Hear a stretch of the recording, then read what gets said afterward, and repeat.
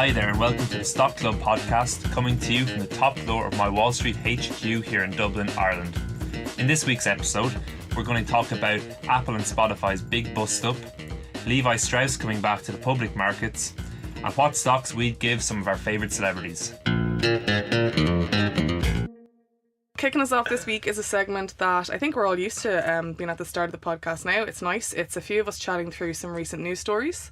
And James, I believe you are going to lead in this week with a Spotify versus Apple themed story. Yeah, so what I want to talk about today is the fight that has developed over the last few weeks between Spotify and Apple. So Spotify has filed a complaint with the European Commission last Wednesday against Apple, saying that they were using unfair business practices against Spotify in the App Store. So essentially what Spotify is saying is that Apple are favouring their own Apple Music player against Spotify's music streaming app. Big surprise. Yeah. But so some of the tactics Spotify are accusing Apple of doing is using its 30% tax on purchases made through the App Store to undercut the Spotify premium pricing. They're also saying that Apple are using other technical limitations against the Spotify app, including locking them out of connected devices like Siri, the HomePod, and Apple Watch. So the kind of crux of Spotify's argument against Apple is that, you know, because Apple own the App Store but also have a competing app, i.e. Apple Music, that they're acting as both the player and the referee to deliberately disadvantage other app developers. It's a very interesting case because, you know, obviously Apple have revolutionized modern technology through the App Store. Like, you know, it's a completely new marketplace. I think about 1 billion people are connected to the App Store, and it's Spotify's main way of surviving, really. You know, we have web players of Spotify, but I think most people consume Spotify through an app. Yeah. And, you know, if you're on iOS, then it's through the App Store. So it's kind of the grey area that's coming into the fact that, you know, Apple own the App Store, but they also own a direct competitor to Spotify, and the problems that are arising through that. Did you read Apple's rebuttal to Spotify's publication? No. Yeah, they said, what I have a quote here. They said that Spotify wants all the benefits of a free app without being free. So they were pretty cutting in hitting back against Spotify, but yeah. They listed the number of apps that Spotify has released and that they've approved, and also went on to say something about there is a Spotify app on the watch, which Spotify had claimed they made it nigh impossible to get their app on Apple's watch. It was kind of a strongly worded rebuttal, and you know, it's good to read both sides. And yeah. I tell you where I was, because I took great interest in it, because our business is essentially focused down to 2 apps.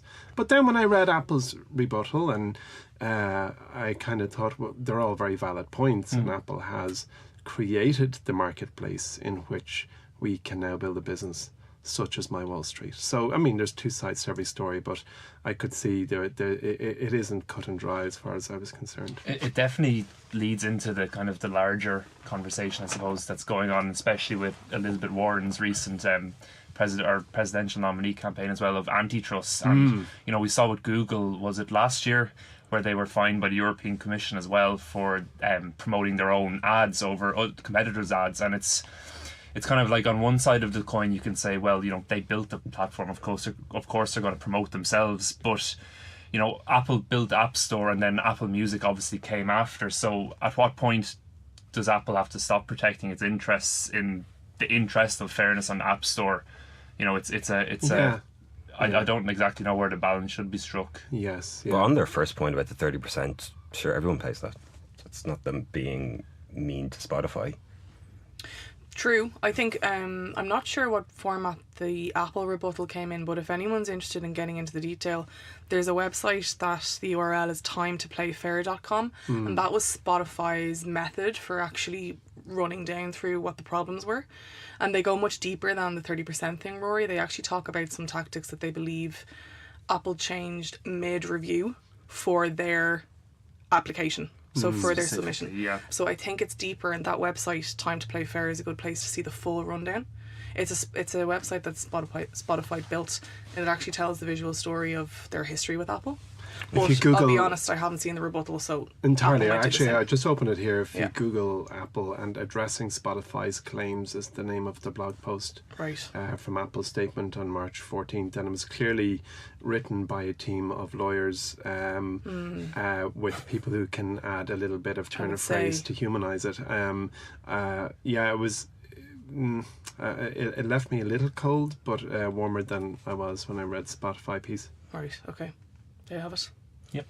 Lovely. I am up next, and I do have a news story, but I'm also just going to have a bit of a whinge. Nice. So This the is news the place. story. No one else is listening. Go ahead. This is therapy. And if any listeners have a whinge, feel free to call in. We can do Vox Pops. Tell us your news.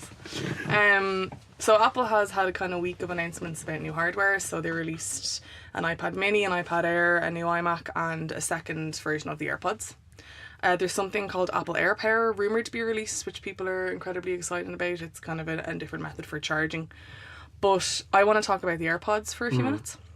So the new ones are slightly more expensive if you go for an optional wireless charging case, or the same price as before if you go for the standard case, and you get a new H1 chip which will make them perform much better, 50% more talk or battery time, and a hands-free option to use Siri. So there's new features, right?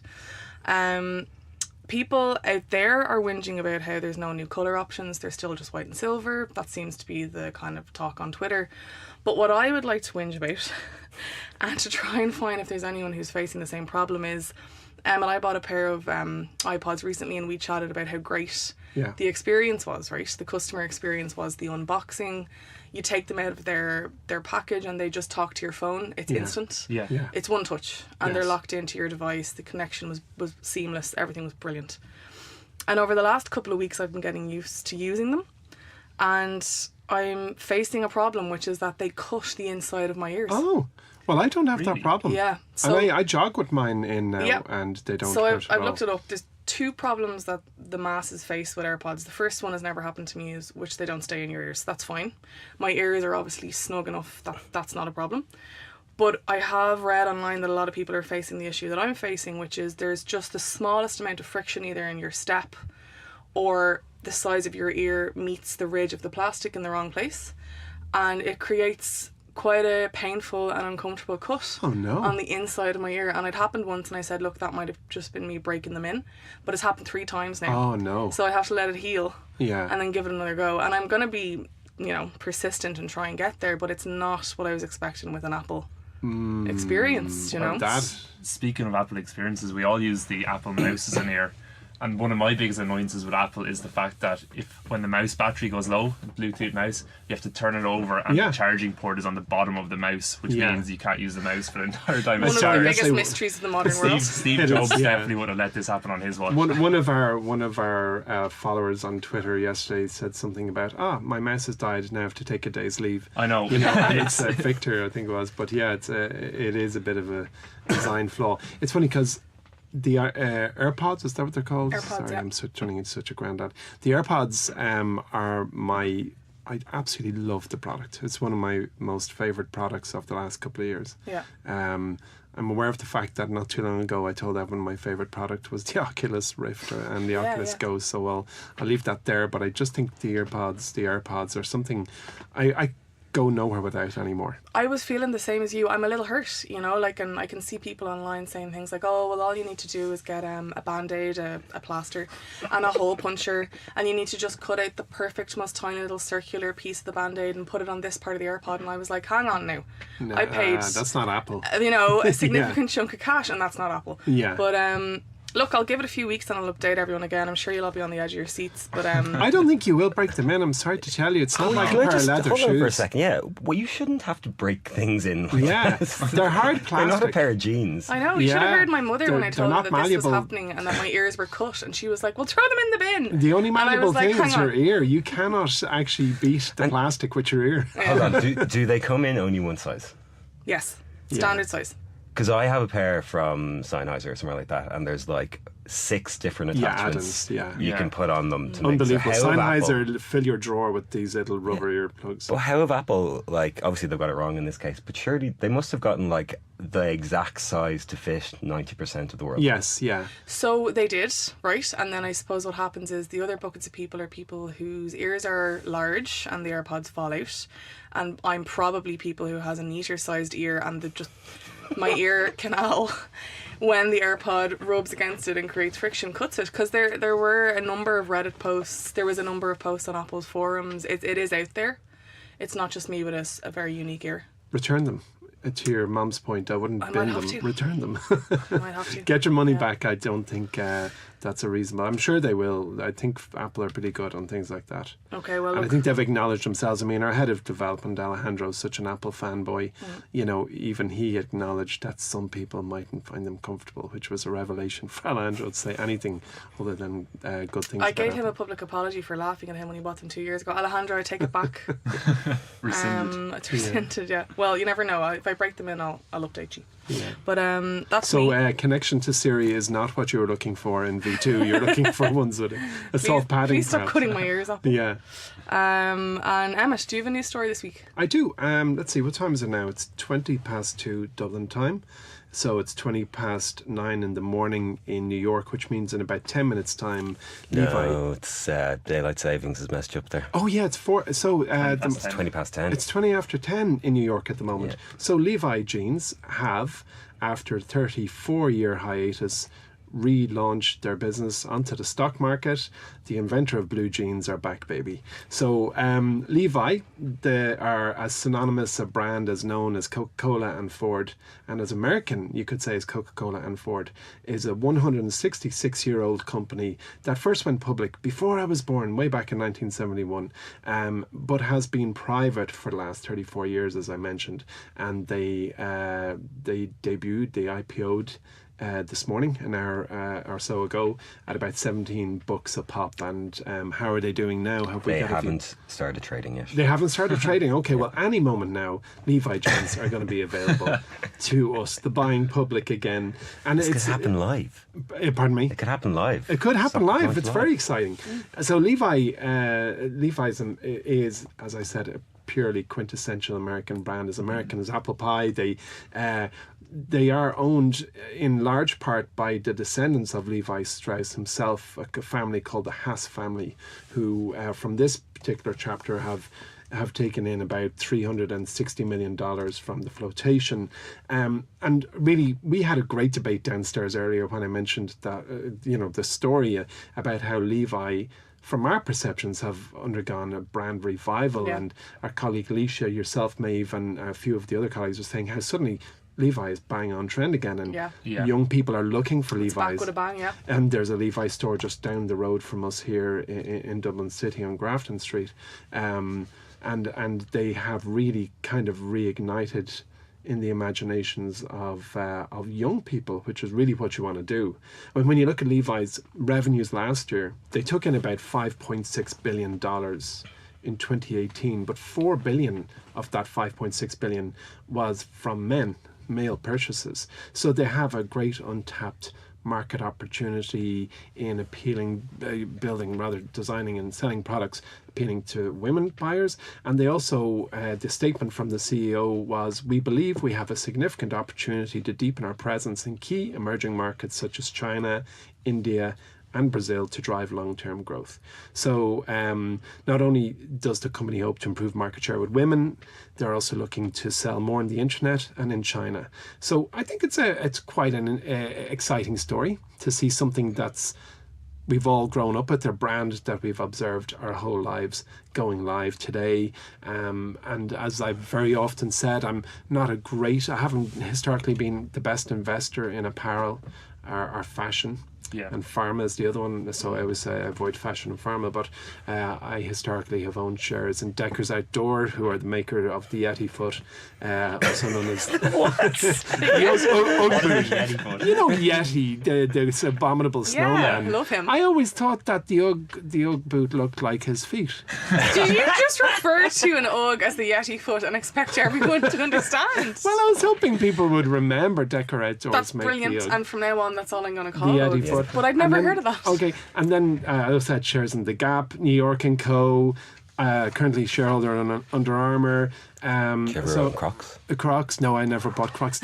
On principle, I wouldn't buy shares in JT loves Crocs. JT loves Crocs, yeah, but you can't. JT is our co-founder, listeners. Co-founder. So it's a day for Levi's, and their ticker is Levi. No surprises there. So hop on in to to Yahoo Finance during the day and see. I'm interested. Yeah. Well, Me too. So if it's got 5 billion in sales and it thinks it's going to open about 6.5 billion, that does seem cheapish for a power maker. But like, they're not growing particularly fast. They're growing Absolutely not. They grew the top line at 14% last year, but for the average last 5 years, it's been like 4%. It's been pretty anemic. Yeah, and it's rare to see a 166-year-old company pretty much doing the same thing as they've done for that century and a half, growing in any type of meaningful way. Granted, they might grab a trend, they might break China, they might appeal more to women, they might sell more on the internet, but you kind of would expected those things to happen organically anyway. And we are big advocates in buying what you believe in, owning what you love.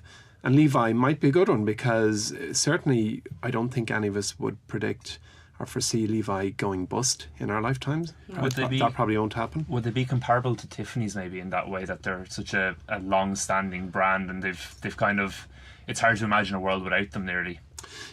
The yes and no. I mean, certainly from a brand recognition, and like, Levi's are multi-purchase across your life. Tiffany are the once or twice or very, very special occasion. The pricing power that Tiffany has is off the charts. Levi still have it though. I mean, I don't know how much pair of Levi's costs.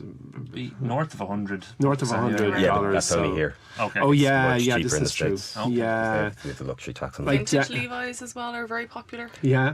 Yeah. Can I read a line from the rest one? Please. The Levi's brand epitomizes classic, authentic American style and effortless cool. Oh.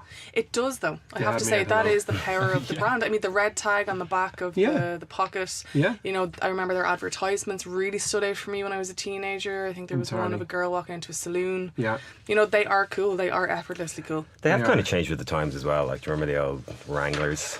The old dad pants? They haven't got those going on anymore. Wranglers. Yeah. Not cool. Not cool. Wranglers are still out there. I think they haven't totally gone under, have they? It's not. I don't think it's their main seller anymore. No, I wouldn't think so. 501s. Pair of 501s. 501s, yeah. But by the way, button flies are ridiculous. Like, who thought? I mean, they're ridiculous. Maybe it's time to move on. Yeah. We're getting to the button Is that a flies. nice segue into the next segment? Okay, great. So next up, we're going to discuss a company that we never talk about. And Rory, I believe you have one up. I do, and I haven't told you what it is. Great. I'm going to see if you can guess what it is. Okay. It's a company that we never talk about, that's so bizarre that we don't talk about it, because it is currently, or last time I checked it was anyway, the biggest company in the world. Microsoft. Yes! Boom. Microsoft. Drops the mic. Did anyone else not notice that? How, Please. like, we never talk about Microsoft? We never talk about Microsoft. Okay, and so I was thinking about that, and I was thinking there's a couple of reasons why we probably never talk about Microsoft.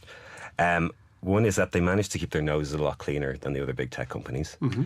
So they haven't got a Facebook or a Twitter or a YouTube thing going on.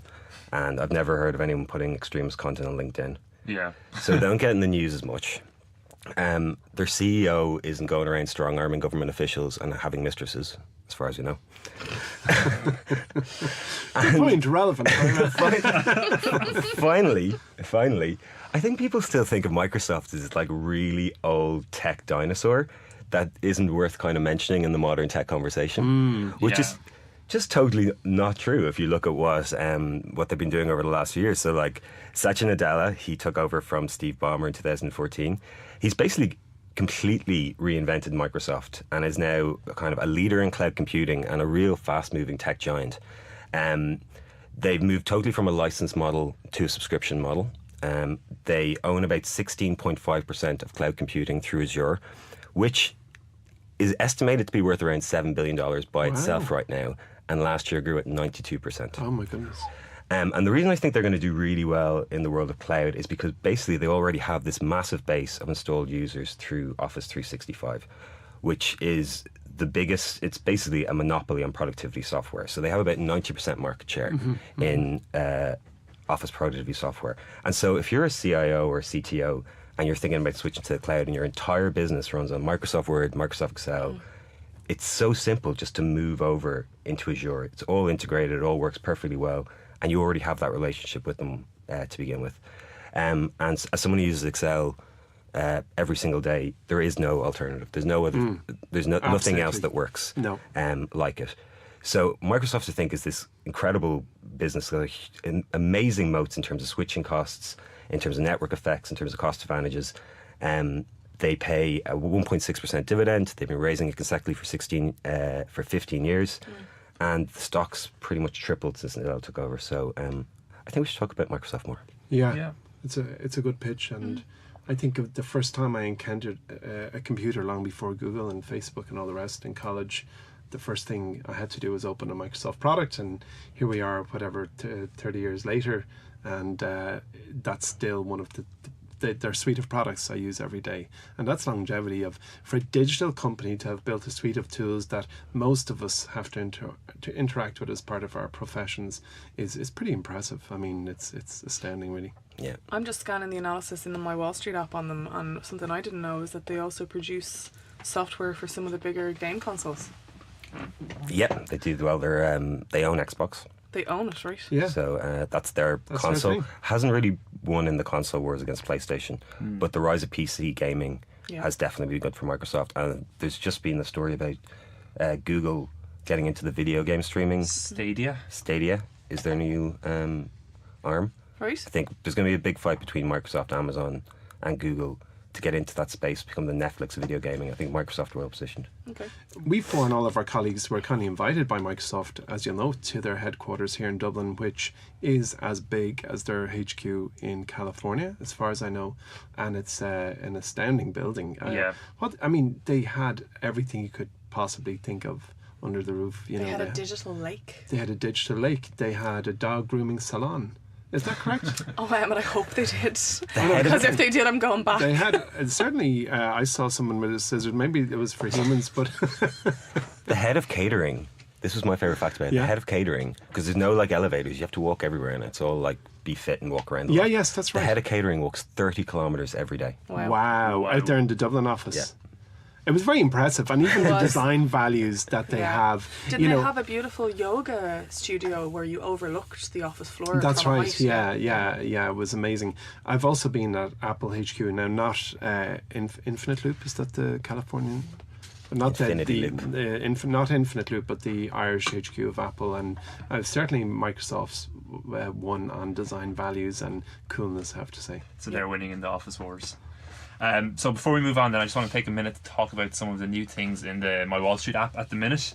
On Wednesday, Rory, you published our most recent expert opinion piece called 3 stocks we passed on. Do you want to give us a quick summary of? I think that kind of sums it up. No, I'm joking. It was a user request. Emmett, you tweeted out a couple of stocks that we'd had on the watch list. We're thinking about adding to the app, and we decided not to. Yeah. And it was cherry picked as the 3 that had gone down the most, essentially over the last year. And so the Twitter user asked if we could get an insight into why we didn't pick them at the time. It was Harish, was it? Harish, asked. I just wrote a blog about it. It was Editas, Camping World Holdings, and Stamps.com. Stamps.com. So you can read about now in the MyWallSt app why we passed on those stocks specifically. In case you missed it, we also have a new star stock in the app at the minute. It's a really cool company that counts 90% of Fortune 100 and over 70% of the Fortune 500 companies as customers. So it's definitely keeping good company. Speaking of star stocks, we have a new item in this week's podcast that I'm not sure how it's going to go. It's called Star Stocks.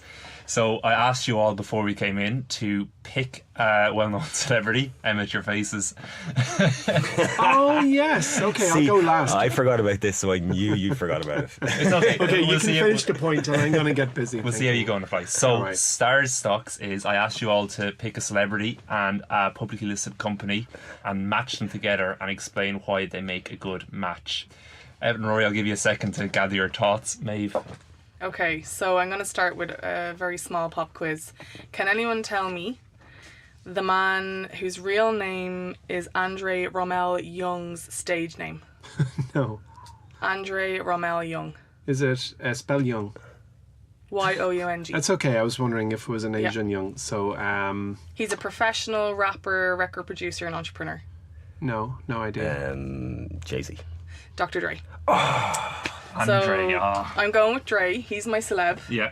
And I was recently scanning a company that we added to our showroom, and also we produced a short report recently on the cannabis industry. So I'm pitching to Dre that he might want to pop into our app and have a look at Constellation Brands, Yeah. or possibly do some wider research outside our app and look at MedMen or Innovative Industrial Properties Inc. Also Apple, because they own Beats. Yeah, well, That's the obvious one, I He suppose. made $3 billion off that, like, so.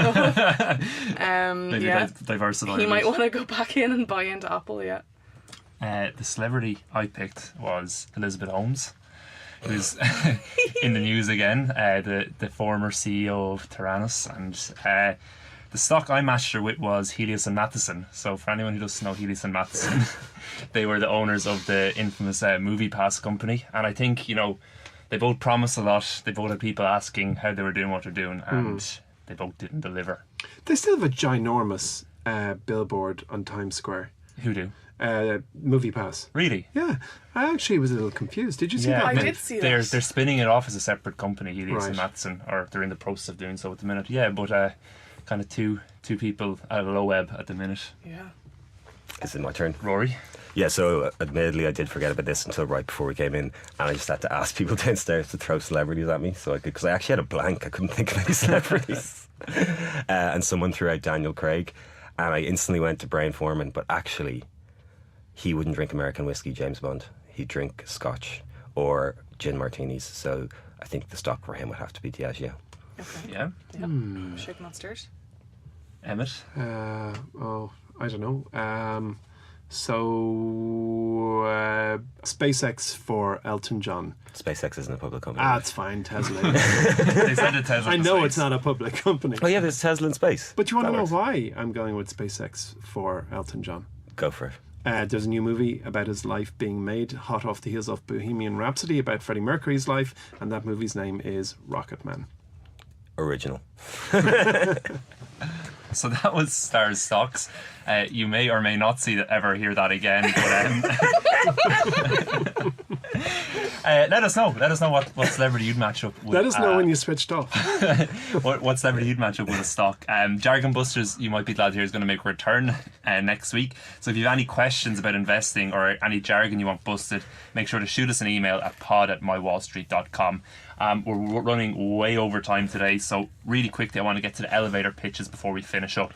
So to celebrate Levi Strauss returning to the public market today, I asked you guys to prepare a pitch for us about a company that's booking recent trends in the retail environment. So that means, a company that's maybe growing their in-store traffic as opposed to online, or really just going against the grain in a tough retail environment at the minute. Rory, we'll come to you first. What company are you going to pitch us? I'll pitch for our one remaining listener, Ulta Beauty, which is 60 seconds, don't forget. 60 seconds, right? Ulta Beauty, which has long been one of my favourite retail plays. Ulta Beauty runs about 1,170 so stores in the US that combines salons with a beauty store for makeup and cosmetics. In what has been described as a tough retail environment, last quarter they put in comparable same-store sales of 9.4%. The reason I like Ulta Beauty and the reason I think they're doing so well is because makeup's one of those things that people want to go to the store, experience, try out. And I just want to quote from their recent earnings call, which the CEO was saying basically they hadn't done as well in online as they thought they were going to do. And this is what you said. Our e-commerce growth rate was a bit softer than our guidance of mid-30s, which was attributed primarily to reverse channel shift in light of our guests' avid interest in coming to the store to see and try makeup from digitally native brands like Morphe and Kylie Cosmetics. So actually people were, instead of going online, were actually coming into the store to try out the goods.